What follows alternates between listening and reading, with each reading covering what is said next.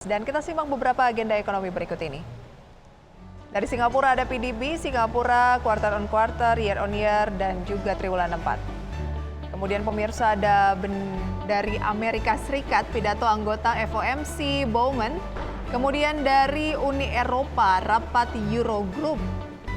Selanjutnya pemirsa dari emiten, ada Bali akan RUPS, KF, DPS HMETD, MSIN DPS HMETD, Nobu X HMETD. Dan berikut pemirsa saham pilihan dari Pak Praska Putrantio. Ada Antam yang direkomendasikan buy, Astra buy, Inco juga direkomendasikan buy pemirsa. Dan yang terakhir adalah saham ENRG dengan level support dan juga resisten. Dapat kita lihat Antam di 2130 sampai 2260, Astra Internasional 5650 sampai 5800, Inco 7100 sampai dengan 7300, ini adalah level-level buy-nya. Energi di 260 sampai 270. Target price yang akan segera kita bahas. Pak Praska? Ya. Tadi Anda mengatakan kalau berbicara mengenai sektoral, Anda lebih tertarik ke sektor keuangan gitu ya, kemudian juga teknologi. Tapi dari saham yang Anda rekomendasikan ini lebih banyak komoditas, kemudian juga infrastruktur tampaknya gitu ya, dan juga ada ENRG. Ya. Kenapa bisa berbeda secara sektoral dan saham pilihan? Ya, jadi kalau yang terkait untuk jangka pendek tadi memang orientasi saham-sahamnya adalah dari sektor berdasarkan yang performanya lagi coba bangkit ya untuk jangka pendek, sehingga performa untuk katakan investor tuh melakukan transaksi lebih ke jangka pendek menengah, sementara untuk saham-saham pilihan itu lebih ke jangka menengah panjang, di mana memang didukung juga oleh fundamental yang kuat ya, dan juga permintaan yang masih tinggi di tahun 2023 hingga 2024 nanti. Kira-kira seperti itu. Jadi secara sektoral, teknologi dan keuangan Anda lihat lebih menarik untuk jangka pendek ini, akan cenderung bergeliat. Tetapi kalau berbicara mengenai investasi medium to long, maka saham-saham 4 saham inilah yang cocok gitu ya. Oke, kita ke Antam terlebih dahulu. Antam ini diproyeksi labanya full year 2022 kan belum rilis ya. Pak Praska, proyeksinya ini juga akan cukup signifikan gitu. Semenarik apa Antam? Ya, kalau saya lihat memang Antam ini di samping memang didukung oleh komoditas nikel dan juga emas yang memang juga dalam kondisi dalam tren bullish ya, meskipun sedikit koreksi, namun kita melihat cara prospek ke depan masih cukup bullish. Sampai itu juga secara fundamental itu juga mencatatkan bisa dikatakan pertumbuhan kinerja yang cukup signifikan juga ya, masih melanjutkan hingga tahun 2022 kemarin. Dan pergerakan harga sahamnya pun juga kalau saya lihat di sini masih dalam fase konsolidasi dan sudah coba break up ya, resistance di level 2150, sekarang mencoba kembali mendekati level 2400, sehingga menurut saya saham Antam ini menarik untuk dikoreksi. Closing pada akhir pekan lalu atau hari Jumat, Antam ini di 2220, dan kalau kita lihat ya pergerakannya dari tanggal 2 Februari sampai dengan tanggal 9 itu semuanya ditutup merah, kecuali tanggal 10 stagnan. Ya. Tapi Anda melihat bahwa polanya ini cenderung akan menguji level resisten di 2400-an ya?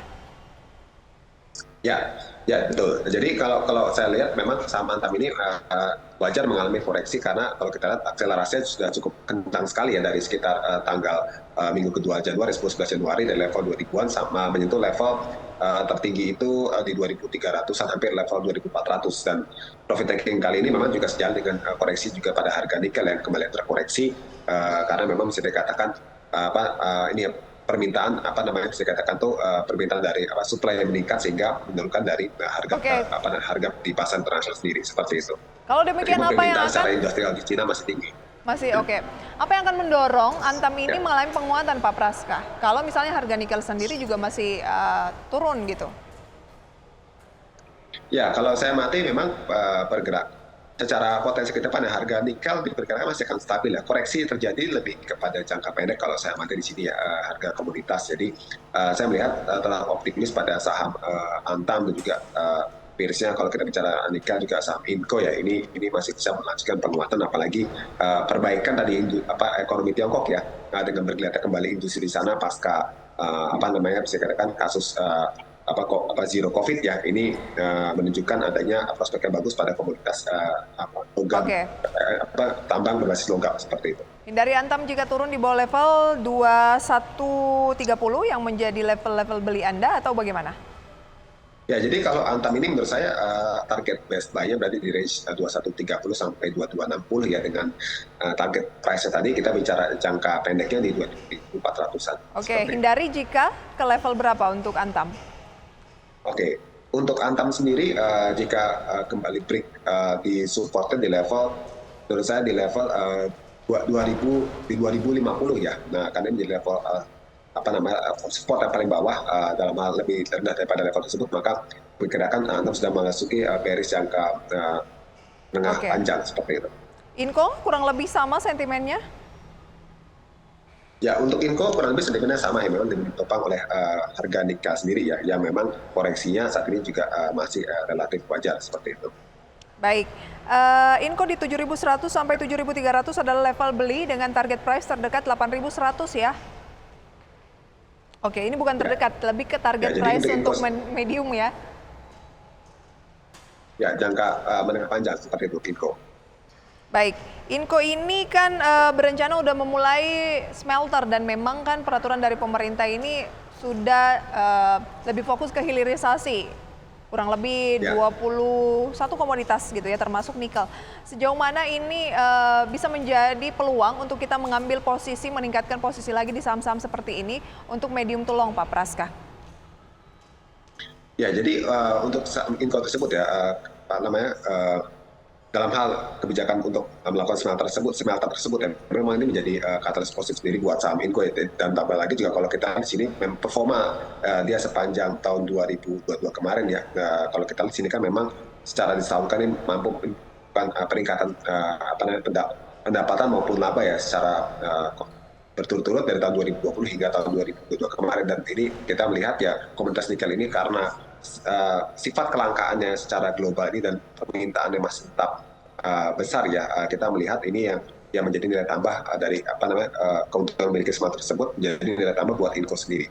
Oke, kalau ENRG Anda bilang ini bisa dibeli di 260 sampai 270, target price 290, ini cenderung lebih pendek ya?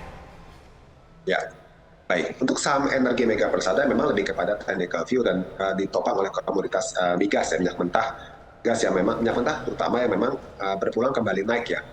Sementara kalau untuk saham Medco sendiri kan sudah mengalami akselerasi yang cukup signifikan ya, dan kalau saya lihat sini peersnya untuk energi yang masih relatif tertinggal, jadi saya lihat ada peluang untuk saham energi, apalagi setelah mampu rebound dari level support di level 240 untuk saham energi. Oke, saat ini di 274 dengan kenaikan 1,5%, tadi bahkan sempat 2%, tetap buy? Ya, tetap baik karena range target akumulasi berada di level 260 sampai 270. Kita mungkin ada baiknya buy on weakness ya, sampai ke masuk area tersebut dengan target price di 290 jangka pendek. Baik. Kalau untuk Astra International, apa yang menarik dari Astra dibandingkan dengan emiten blue chips lain? Ya, kalau Astra sendiri saya melihat lebih kepada faktor technical view ya. Di samping memang meskipun secara fundamental, kalau saya lihat di sini performa di tahun 2023 memang juga moncer ya, di Q1, Q2 meskipun Q3 mulai agak melambat, tapi saya melihat akumulasi di sepanjang 2022 tetap mencatatkan hasil yang lebih baik dibanding tahun 2021 dan perbaikan meskipun harga komoditas diperkirakan untuk khususnya batu bara yang menopang kinerja dari anak usaha seperti UNTR dan ITMG ini bisa diperkirakan mulai tidak semoncer 2022 ya di tahun 2023 nanti. Namun kita lihat ekspektasi atas recovery ekonomi dan juga tetap mampu bertahannya demand masyarakat terhadap bisa dikatakan spending masyarakat ini membuat saham aset internasional permintaan terhadap kendaraan bermotor tetap tinggi, sehingga membuat saham internasional ini bisa kembali rebound ya dengan tadi target jangka pendek di level 50 sampai 6.000. Oke, opening saat ini di 5.700 sudah mulai boleh dicicil ya, karena Anda bilang boleh buy di 56, 50 sampai 58. Berarti ini masih area buy ya? Ya, betul. Oke, dan pemirsa indeks harga saham gabungan saat ini bergerak pemirsa pada pembukaan karena waktu sudah menunjukkan pukul 9 lebih 2 menit naik 0,21% di kisaran 6.897. Dan pemirsa, indeks harga saham gabungan pada pagi hari ini kami tampilkan data selengkapnya. Sudah dibuka di sesi 1, di mana bergerak dengan penguatan sekitar 0,23%. Setelah di akhir pekan kemarin sempat melemah begitu ya, di 0,2%-an juga. Dan saat ini di 6.898. Jakarta Islamic Index turun 0,12%, LQ45 menguat 0,24%. Jadi sejumlah indeks utama di Bursa Efek Indonesia sedang berusaha untuk ke teritori positif. Top gainers pemirsa, kita lihat ada GoTo dengan kenaikan 3,81% di 109, BBCA 0,54% di 8.875. Bank Mandiri 1,21% di 10.425, Adaro 2,55% di 2.810. Losersnya pemirsa adalah Arto dengan pelemahan 2,28% di 3.000, Telkom turun 0,7% di 3.770, Unilever turun 0,66% di 4.550, SMGR turun 1,61% di 7.625. Pak Praska, kita lanjutkan kembali perbincangan. Indeks harga saham gabungan di awal pekan ini memang masih sangat awal begitu ya, menguat sekitar 0,2%. Nah, Anda katakan tadi pola dari indeks harga saham gabungan ini masih cenderung konsolidasi, tapi sebenarnya kalau kita melihat net buy asing di sepekan kemarin mencatatkan positif gitu ya, masuk sekitar 2 triliun lebih untuk pasar reguler dan 2,5 untuk all market. Sejauh mana ini harusnya bisa menjadi katalis positif untuk menjadi booster IHSG lagi, mungkin berpeluang ke 6.900-an.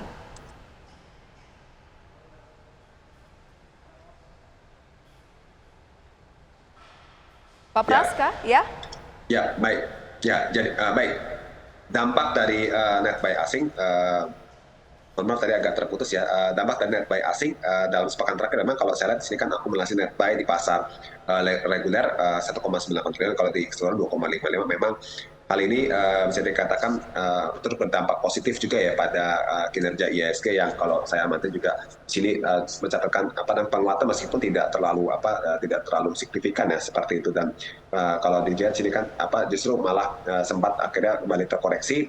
Kalau dalam 1 bulan terakhir di month to date menguat 0,6%, sementara dalam 1 minggu terakhir ini agak menyusut ya, menjadi minus 0,45%. Dan hal ini menurut saya net buy asing lebih menyasar pada saham-saham memang kalau dikatakan sempat mengalami koreksi ya pada saat memasuki di akhir-akhir Januari kemarin ya kan, dan juga di awal Februari, sehingga kita lihat sini memang tampaknya akumulasi tersebut mulai agak sedikit melambat ya masuknya di pekan ini, di pekan kemarin seperti itu. Oke, Anda kan tadi berbicara kalau jangka pendek menarik juga nih mencermati sektor teknologi. Nah, kalau kita lihat GoTo hari ini menguat 2,86% di posisi 108. Analisis Anda untuk saham teknologi yang satu ini tuh seperti apa, Pak? Ya, kalau untuk saham-saham teknologi ya, di sini memang harap lebih kepada kalau tadi saham GoTo ya, ini karena ekspektasi investor atas membaiknya kinerja keuangan emiten ya, pasca memang kemarin perubahan juga dari posisi manajemen dari GoTo sendiri ya, yang harapannya bisa membawa dampak positif pada pada perusahaan maupun juga pada harga sahamnya ke depan. Oke. Berarti ini juga kalau kita lihat juga saham-saham teknologi lain yang juga menarik ya, ada saham MTTL juga MTEK ya, MTK ini yang menurut saya bisa menarik untuk dicermati. Oke, selain GoTo ada MTEK yang juga menarik untuk dicermati ya. Kira-kira berapa target dari GoTo yang terdekat, Pak Praska? Dan ini rekomendasinya lebih ke buy, spekulatif buy atau seperti apa?